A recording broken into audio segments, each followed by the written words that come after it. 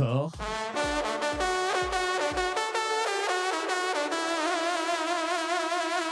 Accord. Corps.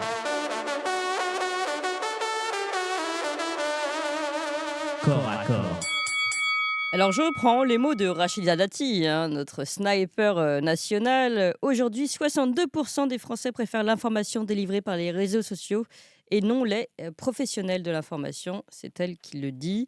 On pourra revenir d'ailleurs sur ce sujet également, qui est parallèle à notre sujet du jour de cette fusion de l'audiovisuel public. Donc Rachida Dati annonce cela dans les colonnes de la Tribune ce dimanche pour défendre sa BBC à la française. Donc ce serait une forme de holding qui regrouperait télévision, radio, web du service public. En effet, elle dit que le secteur public est trop dispersé et elle les compare non seulement aux groupes privés, mais aussi évidemment à tous les médias alternatifs qui, eux, ont su s'organiser, se réinventer et faire naître aussi une nouvelle dynamique sur Internet. Alors finalement, ici, on se demande un peu à quoi s'attendre. Est-ce que ça va modifier dans le paysage médiatique?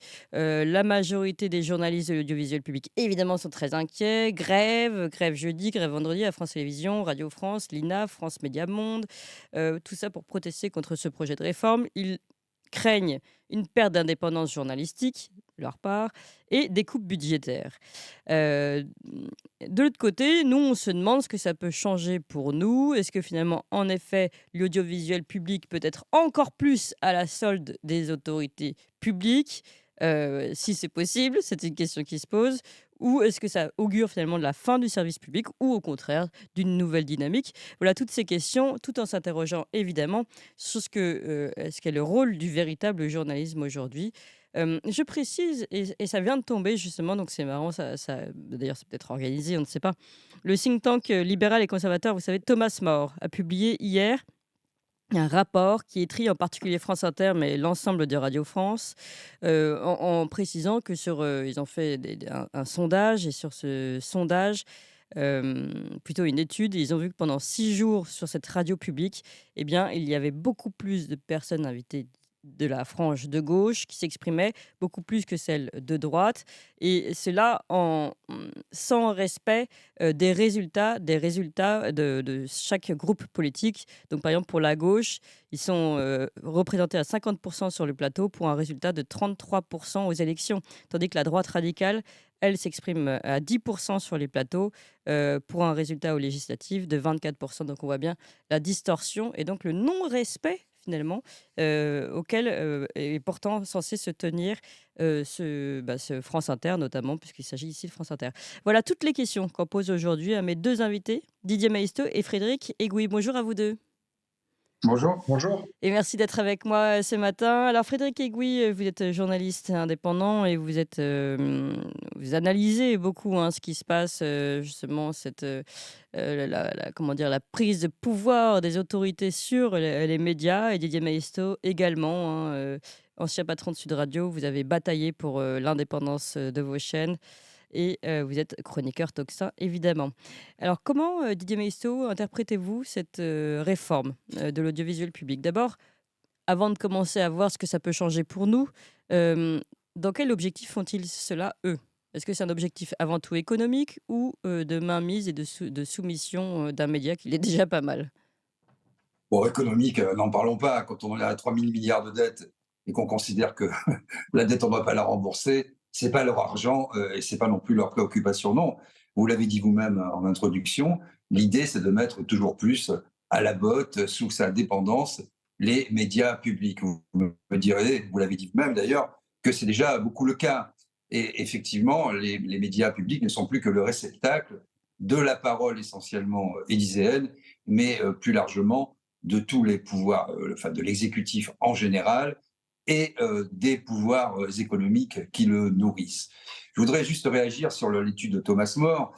Il y a peut-être aussi un biais quand même quand on dit la gauche, Oui. quand on range effectivement les écolos, Raphaël Glucksmann, comme ils le font dans la gauche, qu'on m'explique alors pour le coup quelle est la différence entre M. Glucksmann et M. Attal. Personnellement, je n'en vois pas ni du point de vue de la campagne européenne, ni du point de vue de l'Ukraine ou de toutes les idées qui sont quand même Tout à fait. très largement libérales avec un petit vernis soi-disant social et sociétal qui n'abusera personne. Je referme la parenthèse. Oui, non, mais attendez, Effectivement, gardons un tout petit peu votre parenthèse, parce que ça montre aussi la difficulté des classements. D'ailleurs, on sait qu'en ce moment, hein, il y a eu cette décision du Conseil d'État qui a enjoint l'ARCOM sur la demande de Reporters sans frontières de mieux contrôler CNews et ses invités. Mais en les faisant rentrer dans des catégories éditorialistes de droite, etc. Mais on voit bien que tout ça est très compliqué, puisque vous l'avez dit, il y a la gauche, mais il y a les libéraux. Les libéraux peuvent se retrouver entre LR et PS, par exemple. Et macroniste évidemment. Donc on oui, voit bien la difficulté. Faut-il changer de critères, de catégories, d'étiquettes? non, en fait, faut juste remettre l'église, si j'ose dire, au centre du village et réfléchir correctement. Parce qu'aujourd'hui, dans ce grand maelstrom où tout se mélange, finalement, tout le monde mélange tout. Mmh, Le cahier des charges du service public, financé, comme chacun sait, par tous les Français, ne peut pas être celui d'un média privé. bien sûr. Le service public doit, dans son ensemble, représenter autant que faire se peut toutes les couches, toutes les opinions de la société. Et pour cela, il doit se référer aux élections, non pas aux sondages, mais aux élections et aux forces en présence. Mmh. Ensuite, un média privé, c'est tout à fait autre chose. Un média privé a tout à fait le droit d'avoir une ligne éditoriale. Pendant la campagne, il y a deux périodes. Il y a une période dite d'équité et ensuite, pendant la campagne officielle, dite de stricte égalité, avec des pointages très précis. Et là, les règles, elles vont très bien. Il faut arrêter de vouloir sans arrêt légiférer, faire des règles. On est en train de crever d'aide et de règles. On ne veut pas d'aide, on veut de l'air, et on ne veut pas de règles, on veut de la liberté. Pour avoir de la liberté, il faut nommer à la tête des médias publics qui ne sauraient être confus, qui ne sauraient être complètement sédimentés les uns aux autres, j'y reviendrai. Il faut nommer des gens capables de s'extraire de ça, de résister, parce qu'on peut faire toutes les lois qu'on veut. Le poisson pourri par la tête. Un média, c'est d'abord une personnalité, un chef qui tient tête au pouvoir économique, qui tient tête au pouvoir politique, au pluriel d'ailleurs, et surtout celui qui est au pouvoir effectif. Donc c'est tout ça. Et bien sûr, on comprend bien que si on fait une holding, d'ailleurs, Madame Dati devrait se renseigner, puisque la BBC n'est plus ce qu'elle était, c'est plus Radio Londres. Et d'ailleurs, il y a eu une large étude en Grande-Bretagne, au Royaume-Uni, sur la perception par les Britanniques eux-mêmes de la BBC. Elle a été supplantée par d'autres chaînes internationales, Oui. notamment depuis le conflit, la couverture Vous du voulez dire que conflit en même ces Ukraine éléments de langage sont datés? et à Gaza. Voilà, ils sont datés, ils sont même déclinés. Datae, Dati. Bon, les latinistes me suivront. Mmh. Après, ce que je veux dire par là, c'est que si vous concentrez vous faites une super holding, ça sera encore plus facile de soumettre une personne qui vous devra tout. Vous faites un super PDG, vous lui dites, bon, dis-moi, rappelle-toi qui t'a fait roi. Vous pensez que cette personne va résister au pouvoir, premièrement. Deuxièmement, je dirais que les radios et les télés, les médias en général, ont des cahiers des charges bien distincts. C'est pour ça qu'il y a de la radio, c'est pour ça qu'il y a de la télé. Et aujourd'hui de l'Internet, notamment, et des nouvelles formes de médias, vous l'avez dit. Mais vous pensez que euh, le rôle des journalistes aujourd'hui, c'est d'être des hommes et des femmes sandwich et de dire bah, tu me fais un sujet pour la télé, tu me fais un sujet pour la presse écrite, tu me fais un sujet pour la radio. Ah On bah, est bien sûr qu'il faut aller vers un peu plus de synergie. Nous, on le oui. fait nous-mêmes, mais ça permet à des émissions de radio très particulières d'exister avec un temps long, une différence d'appréciation. Moi, j'aime beaucoup, par exemple, sur France Culture, j'en parle souvent, de la série documentaire. Vous voyez, ce sont des longues enquêtes, des documentaires en fait, hein, qui sont diffusés quotidiennement avec un thème qui peut durer un jour ou une semaine. Et vous allez au fond des choses. Ça permet à l'imaginaire de se développer. Ça permet de faire autre chose. La radio n'est pas un média intrusif. Donc Ça permet oui, de oui, bien faire sûr. autre chose, d'être au volant. C'est pas à vous que Mmh. je vais le dire. Donc, vous voyez, il y a des spécificités et c'est toujours, on tire vers le bas. C'est-à-dire qu'à la fin, on va se retrouver, et avec l'intelligence artificielle, c'est l'archétype, puisque On a vu Google aujourd'hui qui dit qu'on peut rencontrer des chats sur la Lune, par exemple. Ils sont en train de corriger le système. Mais de tirer toujours vers un seul et même média, de confondre le contenant et le contenu, Mmh. d'amoindrir les différences et de faire une espèce de monstre, comme on l'a vu finalement. Qu'est-ce que c'est qui est à l'œuvre? C'est l'Union européenne, c'est la Commission européenne, c'est la négation des particularités, Ouais, c'est ça. c'est la négation des peuples. On a l'impression qu'en faisant une méga usine, bah, tout le monde va être heureux et on va renforcer ses pouvoirs. Or, c'est L'uniformité. exactement le contraire. Le seul qui verra ses pouvoirs renforcés dans cette opération, ce sera l'exécutif, ce sera certainement pas les citoyens et le public, et ça sera certainement pas les journalistes qui seront broyés comme ils le sont déjà et qui ne pourront plus cette fois résister. Alors, Mais ils résistent très mollement déjà, hein, on les va donner la journalistes. parole à Frédéric Egouy. Mais pour vous résumer, finalement, a priori, ça va pas changer grand-chose sur la dépendance ou l'indépendance, de l'audiovisuel public qui n'a pas fait preuve dernièrement d'une grande autonomie de pensée, en tout cas. Ce que ça peut changer, vous l'avez dit, il y avait tout de même, sur ce média-là, une qualité, une exception, une particularité de chaque média, hem, heu, une recherche, enfin voilà, une financiarisation intéressante pour pouvoir permettre, de la qualité notamment d'enquête et cetera, et que finalement tout ça va être réduit pour, un système plutôt quantitatif et algorithmique. Alors Frédéric, Egouy, de votre côté, vous pensez qu'on reste pour le moment encore un petit peu sur, les objectifs, peut-être annoncés ou non annoncés, de l'autorité publique ici du gouvernement, sur cette, fusion? Est-ce que ce sont des objectifs, à votre avis, politiques ou des objectifs économiques? Et derrière évidemment, on va arriver au deuxième sujet qu'engendre cette thématique, c'est, qu'est-ce que ça va changer pour nous, consommateurs de médias, pour nos auditeurs et pour nous, médias indépendants? Oui, alors bonjour, merci de m'inviter. Écoutez, moi je pense que de toute façon, c'est clairement un énième recul de la liberté de la presse, qui s'inscrit dans un mouvement, comme disait Didier tout à l'heure, qui est plus large, qui est au niveau européen, qu'on voit un peu partout avec le DSA. Ça s'inscrit dans toute cette logique-là, si vous voulez, où on réduit le champ de discussion possible, en fait. Donc là-dessus, ce qui est en train de se passer, c'est clair, c'est évident, mais le deuxième constat qu'on peut faire, c'est que France Télévisions a en fait indirectement participé à ce mouvement. C'est-à-dire que c'est une chaîne où, comme vous l'avez dit, l'indépendance était déjà extrêmement discutable jusqu'à présent, et qui du coup n'a pas du tout lutté contre ce qui est en train de se jouer, en fait. C'est-à-dire que ce qui est en train de se jouer, ils ont participé à ce mouvement de réduction de l'espace de discussion et de l'espace de la liberté de la presse. Vous le voyez avec tout ce qui s'est passé, ne serait-ce que sur les dernières crises. Euh, on ne sort pas en fait d'un petit espace de discussion qui est de plus en plus restreint et où donc, si vous regardez par exemple, je sais pas, si on prend un peu plus largement, je sais pas, sur la crise des Gilets jaunes, Mmh. sur le Covid, sur tout ce qui s'est passé, si vous voulez, on a déjà cet espace de discussion qui est extrêmement réduit.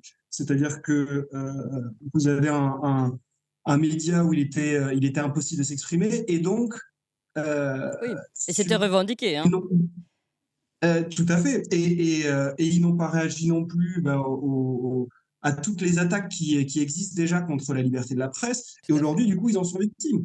Et alors, ils en sont victimes, donc on peut le déplorer, évidemment. On peut le déplorer parce que c'est censé être notre média qui est censé nous représenter. Mais ça, c'est ce qu'on peut constater aussi. C'est le troisième constat. On voit bien qu'il ne nous représente plus du tout. C'est-à-dire que vous parliez effectivement des différences qui pouvait y avoir entre voilà, qui est représenté, qui est de gauche, qui est de droite.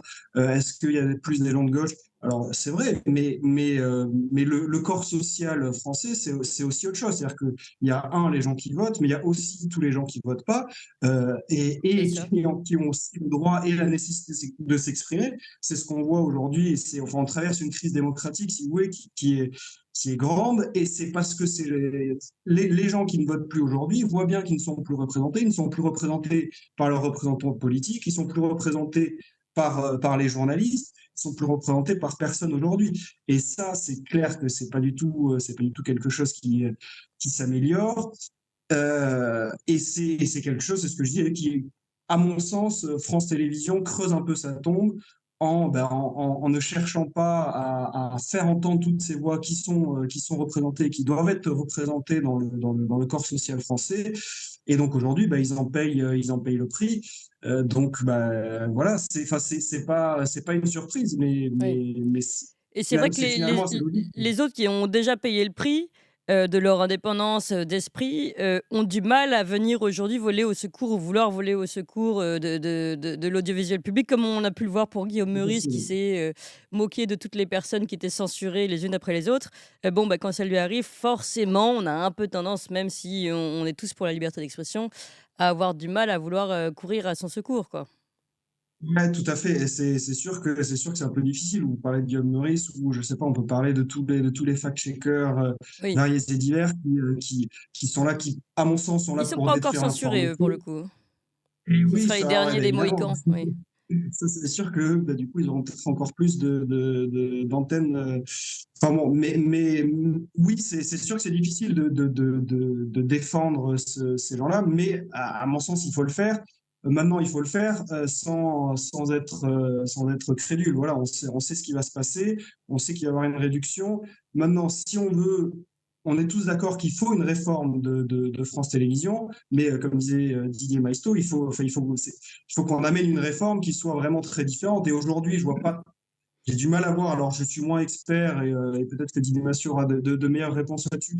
Je suis pas certain que ça puisse se passer dans les conditions actuelles, en fait. Je vois pas comment on pourrait avoir aujourd'hui, vu comment les choses sont faites, avoir un média de service public qui soit totalement indépendant aujourd'hui. Mmh. Ça me Non, mais en semble fait, délicat. effectivement, Attendez, juste, le pardon, Didier, problème, je voudrais juste préciser une pensée de Frédéric Egui qui nous dit ce serait bien, on attend et on appelle de nos voeux finalement une réforme de l'audiovisuel public. Alors, vous pensez à quoi comme type de réforme, vous? Alors, moi, je suis pas. Je dresse simplement des constats. C'est-à-dire que moi, Mmh. ce que j'aimerais, je ne sais pas comment le faire, je ne sais pas comment est-ce que c'est possible, mais ce que je vois en tout cas, c'est que évidemment, tout le monde n'est pas représenté aujourd'hui dans le service public. Ah oui, oui, dans Et ce on le sens-là, oui. voit, Mmh.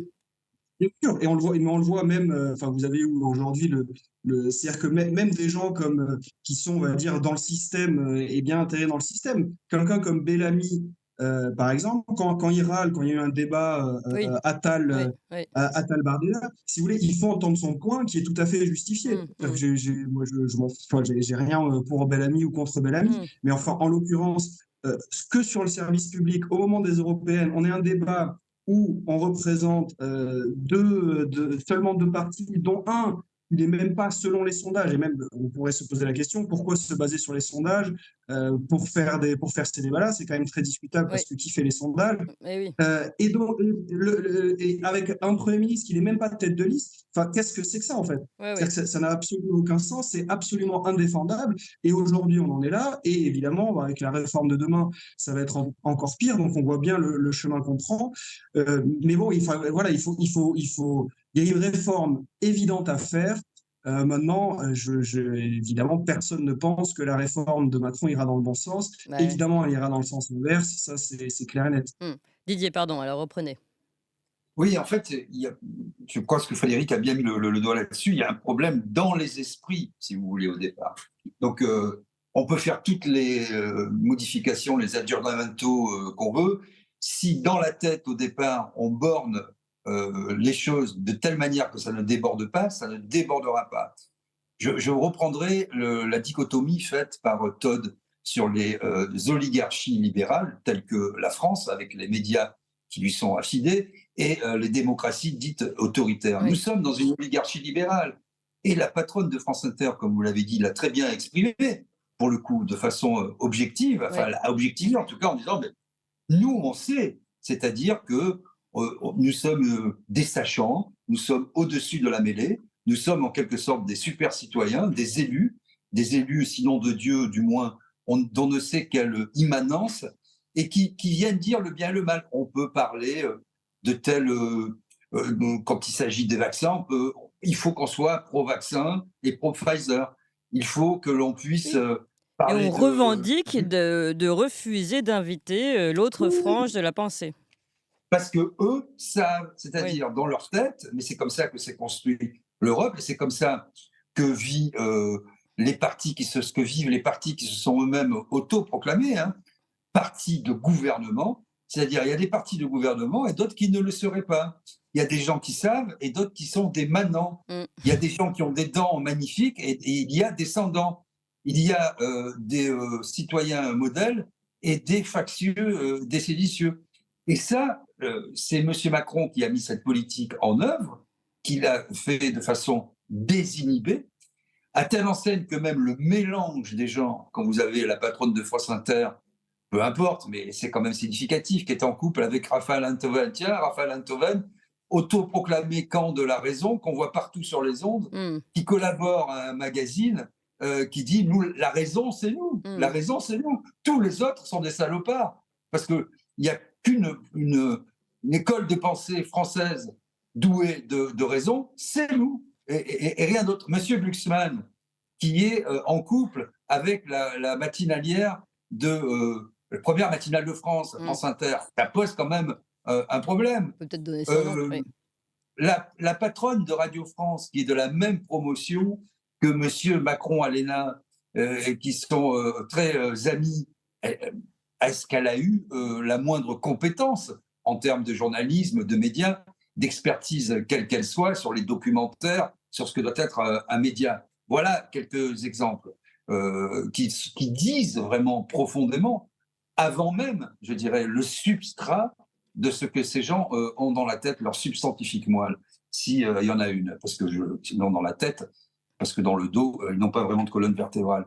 Après, sur la question des fact-checkers, ça procède de la même idée. Si vous voulez, c'est des gens qui n'ont pas beaucoup d'expérience journalistique, qui ont génération spontanée, comme ça, hein, qu'on nous a sorti tels des diablotins de leur boîte, et qui se sont proclamés, quand du bien.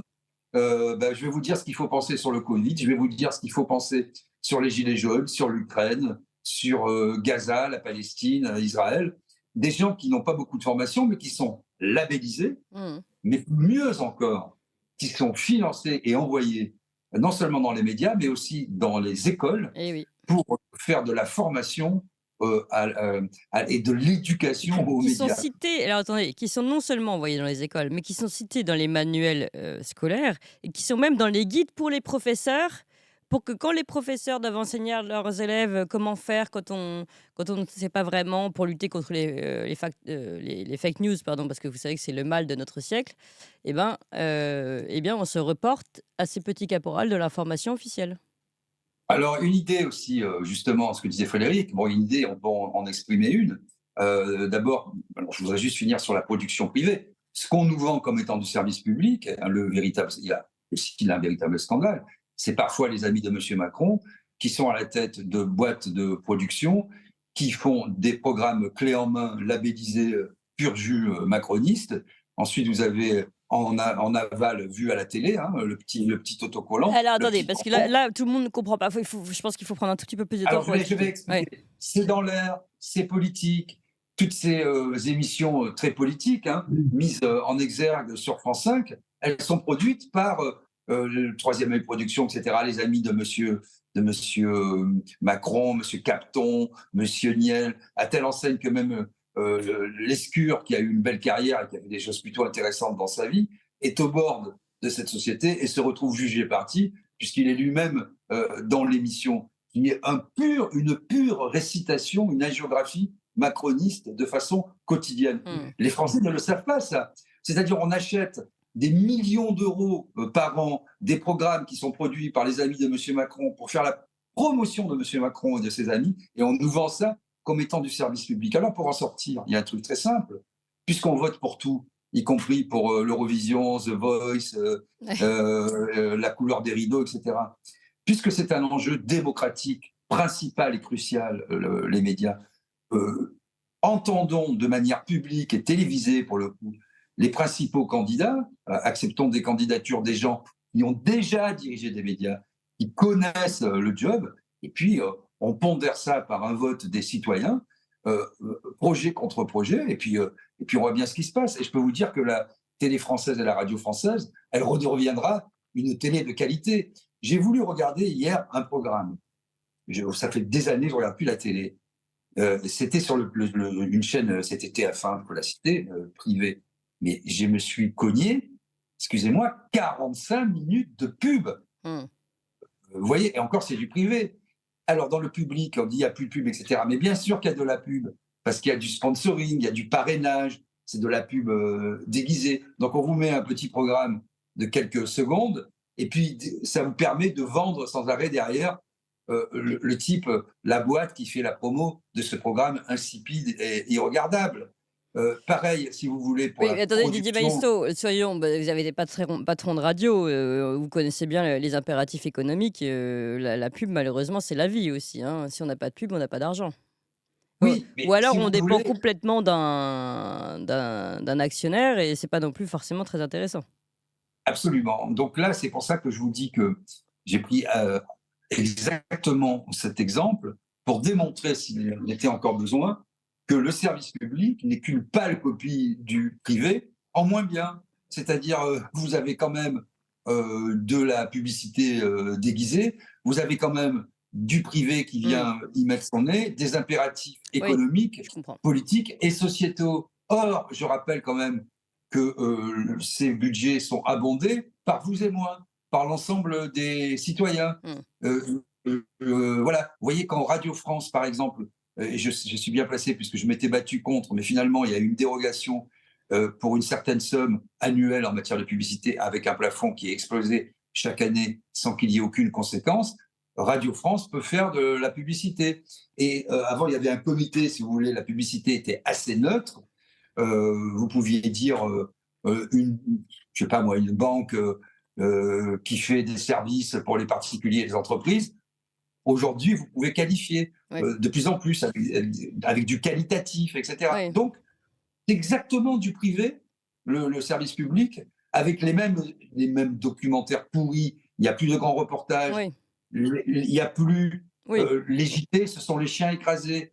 Vous avez des documentaires qui ont pratiquement disparu. Et les séries, comme je le dis souvent, comme ce sont des amis du pouvoir qui ont l'automatique, comme on appelle, je ne vais pas rentrer dans le financement du CNC, mais essentiellement pour les documentaires, les séries, les films, etc., vous avez un financement en amont. Quand vous connaissez les ficelles, à la fin, vous avez toujours le même film, Oui, c'est sûr. la même série débile. Oui. Alors Didier, Didier, on arrive. Je vais donner la parole à Frédéric Egouy, puis on arrive finalement avec votre conclusion à ma deuxième partie du sujet, c'est-à-dire qu'est-ce que ça va changer pour nous. Et finalement, d'après ce qu'on comprend, bon, il y aura des mesures d'économie, de toute façon toujours plus au pas, mais il l'était déjà.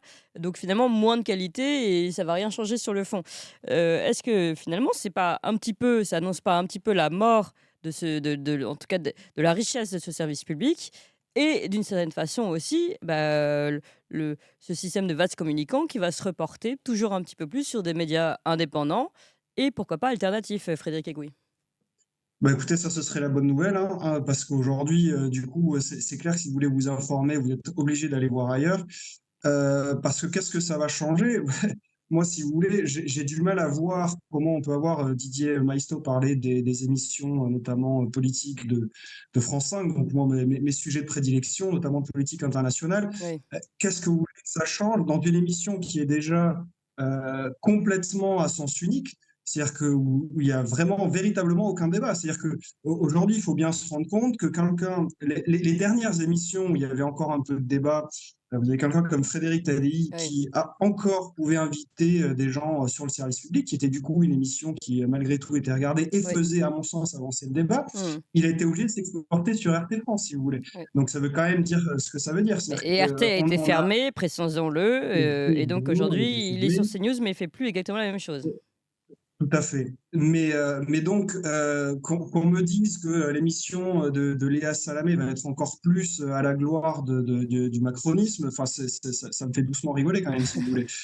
Ou que c'est à nous, c'est pareil, ce soit, enfin, Oui. c'est des émissions qui, là, en l'occurrence, il n'y a pas du tout de débat. Si on va sur les sujets internationaux, bah, tout le monde est pro-Ukraine, on tous à la guerre, etc. Enfin, il y a je vois pas comment ça peut être pire en fait. Mm. J'ai du mal à voir comment ça peut être pire que ça.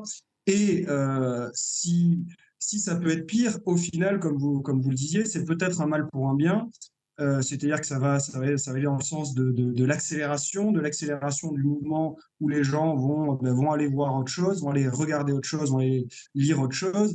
Bon, peut-être évidemment plus les jeunes générations que les générations un peu plus avancées. Mais si ça peut ramener du monde sur les médias publics, enfin, sur les médias pardon, alternatifs, c'est très bien, et c'est très bien, et c'est tant mieux. Mais on le voit avec le succès qu'ont ces médias alternatifs. Regardez, si on parle de Toxin, votre existence, quand même, ça date pas votre média, il n'a pas 30 ans. Non, Et regardez il a comme 10 ça mois. prend. Voilà, mais donc c'est qu'il y a un besoin, il y a une nécessité d'avoir une information que vous apportez, que vous apportez différemment, qui n'existe plus du tout ailleurs, et qui va effectivement exister encore moins sur les médias publics. Alors bon, après c'est triste parce que c'est nos impôts, hein, quand même, il faut pas l'oublier, Tout à donc fait, c'est tout à nous qui fait. finançons C'est tout vrai qu'on peut se dire plus ça. personne ne va les regarder, mais finalement, ont-ils une obligation d'audience? Pas forcément, je crois pas. Vous disiez, vous allez nous dire. Il y a aussi, on pourrait imaginer que plus personne ne regarde. On ne sait pas, je connais pas d'ailleurs les chiffres, mais que plus personne ne regarde cet audiovisuel public et que finalement, bah, c'est pas grave, ça continue de faire les petites affaires des amis, comme vous l'avez dit, avec les partenariats public-privé et les boîtes de prod. Et eux, les amis d'Emmanuel Macron et de tout ce petit monde-là, sera bien heureux de continuer à faire ses affaires. Et puis voilà. Et puis finalement, a-t-on besoin de se reporter au goût des manants qui regardaient la télé avant? Pas forcément. Alors justement, vous mettez le point, c'est ce que c'est ma conclusion, sur une question cruciale. À mon avis, il y a deux mondes. Il y a un monde mainstream qui se consolide, qui a ses médias, qui a ses fous du roi, qui a ses jeux du cirque, on le voit avec le JO, qui a ses transports. Vous avez Madame Hidalgo ou Madame Pécresse qui font des conférences de presse absolument surréalistes pour nous expliquer pendant les JO que les tickets vont coûter plus cher et que comme les tramways et les métros vont être bondés et les bus, mais il faudra rester dedans pour faire rentrer encore plus de gens et descendre à l'arrêt d'après. Mmh. Bon, voilà. On est à cette espèce de folie. Ou les JO qui n'intéressent plus personne, puisqu'aujourd'hui, comment les Français pourraient-ils se projeter alors que le 4, le 5 ou le 10 du mois, ils sont déjà dans le rouge et comment pourraient-ils, mon Dieu, voter pour des élections européennes quand on voit la nullité et le côté décalé des campagnes qui parlent de tout, sauf de ce qui intéresse les citoyens. Donc, il faut bien comprendre, et c'est pour ça que moi j'interviens toujours encore dans ce débat public-là, et que je vais faire acte de candidature, soit pour la holding, soit pour France Télé et Radio France. Je sais que je ne vais pas être élu. Évidemment, ils ne vont pas choisir un type qui a l'indépendance chevillée au cœur comme moi, qui ne suis qu'un archétype. Moi, je suis personne. Je porte une parole publique, une parole citoyenne. Mais pourquoi je le fais? Parce que je n'ai plus l'espoir de changer les choses de ce monde mainstream, qui Ouais. va continuer à avancer, mais je veux bien que tout le monde se rende compte de la catastrophe dans laquelle on est, pour que justement, on puisse expliquer qu'à côté, il faut nous organiser, comme on le fait avec Toxin, de façon assez magnifique, je dois dire, parce que le succès est au rendez-vous rapidement, parce que les gens s'informent, parce que quand vous avez, cherche à s'informer en tout cas, quand vous avez une vie quotidienne qui ne correspond pas avec ce qu'on vous en dit sur les médias qui ont droit de citer, effectivement, vous allez chercher ailleurs. Oui. Sur l'obligation d'audience, vous avez raison, Clémence, ils ont multiplié les chaînes. Et c'était d'ailleurs aussi la promesse de la TNT d'avoir des chaînes thématiques et non plus des mini-généralistes Mmh. pour pouvoir répondre à plusieurs segments du public, des désirs, des souhaits Oui. et des demandes qui n'étaient pas comblées. Aujourd'hui, Multiplication c'est des tout, marchés, donc multiplication des bénéfices, normalement. Oui. aujourd'hui, c'est tout le contraire qui s'est Mmh. passé. Vous avez une chaîne dite premium et puis une deuxième chaîne, puis une troisième encore plus Oui, oui. dégradée, qui ne sert qu'à mutualiser l'offre publicitaire et qui n'a pas tenu ses promesses en matière de pluralisme, de qualité, de diversité Oui. d'opinion, de liberté simplement de ton ou d'humour, puisque l'humour doit être aujourd'hui politiquement correct. Voilà quelques-uns des éléments. Et je finirai en disant que, vous savez, le service public, on le sait notamment pour la radio, peut préempter quand bon lui semble, quand bon lui chante, des fréquences. Moi, quand je m'occupais de Sud Radio, et ça n'a pas changé, rien n'a bougé. Il y a eu une fréquence, celle de Lyon, pour laquelle je m'étais battu et qui a fini par tomber. Et globalement, c'est 71 fréquences.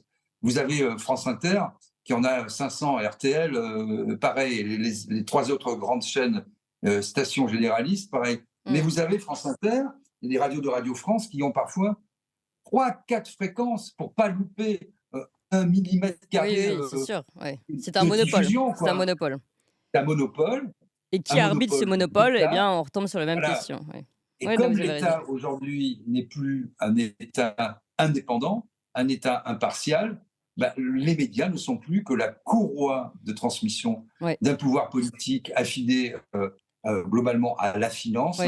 même si je n'aime pas trop cette expression, mais tout le monde comprend ce qu'elle veut dire, qui ne met plus en avant, qui ne défend plus Allez. les intérêts des citoyens. Donc il y a des bons citoyens, des bons thèmes, et des mauvais thèmes et des mauvais citoyens, et des petits roquets, des petits chiens de garde qui viennent vous mordiller les mollets et les chevilles pour vous tenter de vous remettre dans le droit chemin. Voilà ce qu'est devenu. On va donner le mot de euh, la fin à Frédéric Aiguille voilà. parce qu'on a bien dépassé le temps pour cette rubrique. Juste préciser, puisque vous le disiez, Didier Maiesto, et j'en profite pour faire un grand merci. D'ailleurs, Frédéric Aiguille, vous soulignez la réussite de Toxin n'est rien, sans tous ceux qui nous écoutent aujourd'hui. Et nous n'avons pas de subvention et nous dépendons eh bien, de vos aides tous les jours, de vos petits abonnements que vous faites. D'ailleurs, on va probablement avoir besoin de refaire un appel aux dons avant l'été. Et sachez, chers amis, que vraiment, tout cela, tous les jours, le fait qu'on se retrouve ici, c'est grâce à vous, tous les jours. Donc, merci infiniment, parce que sans vous, on ne serait rien. Sans vous, on ne serait pas là tous les matins. On ne pourrait pas. Il y a une équipe derrière moi, d'ailleurs, que je salue, qui est magnifique et qui m'aide tous les matins. Et tout ça, évidemment, ça se paye. Et donc, tout ça, c'est grâce à vous. Donc, merci infiniment. Mettez vos pouces et continuez de nous soutenir aussi avec autant que vous le pouvez, en tout cas ceux qui peuvent, avec vos aides financières et vos dons. Frédéric Aiguille, je vous donne le mot de la fin pour cette... Écoutez, le mot de la fin, je vais revenir juste sur ce que vous disiez à l'instant. Aujourd'hui, si on veut, et je pense qu'on a besoin, on a toujours eu besoin, mais peut-être encore plus aujourd'hui qu'avant, d'une information impartiale et qui soit soumise à rien, c'est-à-dire qu'à aucun milliardaire ou à aucune puissance d'État qui elle-même est soumise à quoi que ce soit. Tout le monde doit prendre ses responsabilités et c'est pas gratuit et il faut le faire et il faut Oui, soutenir chacun comme il peut, comme il peut. C'est vraiment, c'est un travail collectif en fait. C'est-à-dire que c'est pour que des gens comme vous puissent exister ou comme moi bah oui. qui essaie d'exister aussi dans ce monde-là, on peut pas le faire sans vous en fait. C'est-à-dire on est vraiment obligé. Et c'est absolument nécessaire parce qu'après, voilà, les autres, le reste des médias aujourd'hui sont clairement de plus en plus soumis et donc donnent une information qui est absolument biaisée et ce qui aujourd'hui est de plus en plus dangereux dans le monde dans lequel on vit. C'est-à-dire qu'on est en train de supprimer vos libertés, on est en train de vous amener à la guerre de plus en plus vite, de plus en plus fort. Donc, il faut se battre contre, il faut se battre sur tous les Oui. terrains, notamment le terrain international. Oui. Et là-dessus, c'est la responsabilité de tout le monde. Enfin, voilà, on a besoin de tous. Et c'est vrai que ça paraît étonnant puisqu'on paye déjà, comme on l'a dit, l'audiovisuel public jusqu'à ce qu'il s'effondre Ouais, ça, c'est scandaleux. définitivement. Et ça, c'est une autre histoire. Merci en tout cas à tous les deux, Frédéric Aiguille, Didier Maïssé. On a compris que cet audiovisuel public est plutôt mal en point et cette réforme ne risque pas de l'arranger.